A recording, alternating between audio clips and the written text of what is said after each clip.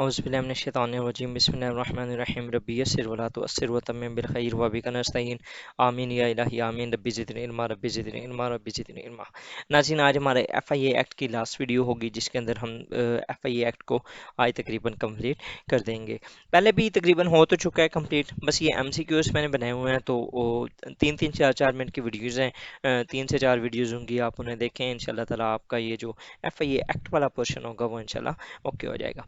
Okay जी, the superintendents of agency shall work, जो ये हमने ऑलरेडी पढ़ रखा है कि सुपरिटेंडेंट्स जो है ये भी फेडरल गवर्नमेंट करती है, और जो एडमिनिस्ट्रेशन है वो किसके अंदर होती है जी? ये डायरेक्टर जनरल के अंदर होती है।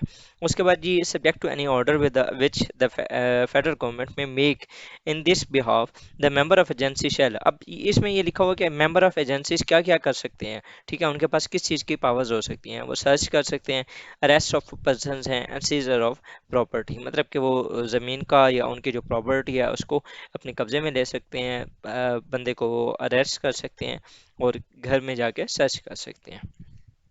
उसके बाद इसमें लिखा हुआ है कि जो पनिशेबल है, कितना टाइम उसको पनिश कितना किया जा सकता है, ठीक है। तो an a contravention of an order made under sub section 5 of section 5, ठीक है, ये यहाँ पर मैंने मेंशन भी कर दिया है, आप इसको पढ़ सकते हैं। तो वो कितना है जी? वो है सिर्फ 1 ईयर है, ठीक है।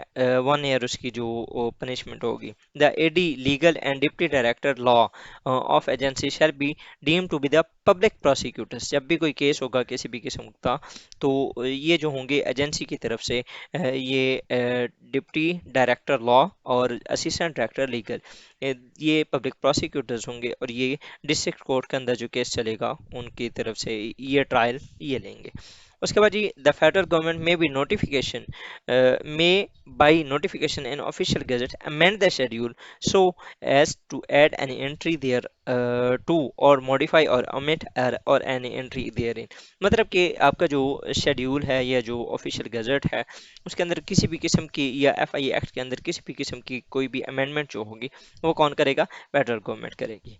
उसके बाद जी, जो डायरेक्टर जनरल है may be in order in writing direct that all or any of the powers under this act or the rules shall subject to such conditions if any as may be specified in the order or exercisable by any member of the agency। मतलब कि जो आपका DG की जो powers होंगी वो किसी भी मेंबर को वो दे सकता है, मतलब कि वो ऑथराइज कर सकता है किसी भी मेंबर को, और वो जो मेंबर है वो उन पावर्स का इस्तेमाल कर सकता है। लेकिन ये जो होना चाहिए ये वर्बल फॉर्म में नहीं होना चाहिए, ये रिटन फॉर्म में होना चाहिए।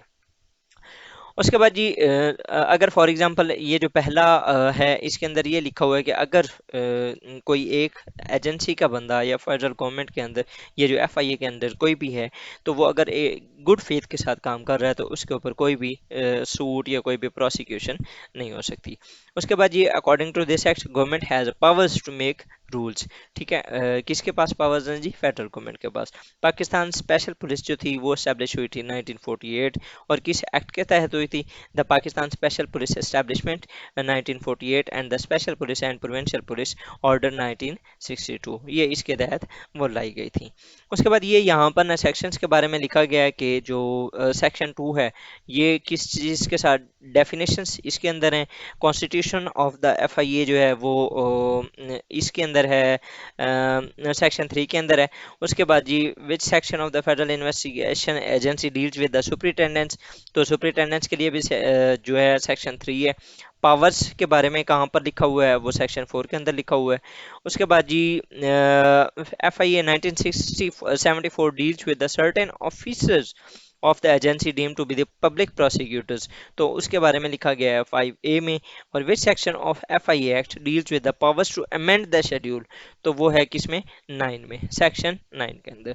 तो ये था हमारा एफ आई एक्ट। होपफुली ये 3-3 4-4 मिनट की जो वीडियोस हैं इससे आपको काफ़ी फ़ायदा हुआ होगा, और आप इसको करें इंशाल्लाह ताला बफज़ल खुदा। आपका जो टेस्ट होगा वो क्लियर हो जाएगा। I wish you very best of luck. Thank you जी, अल्लाह हाफिज़।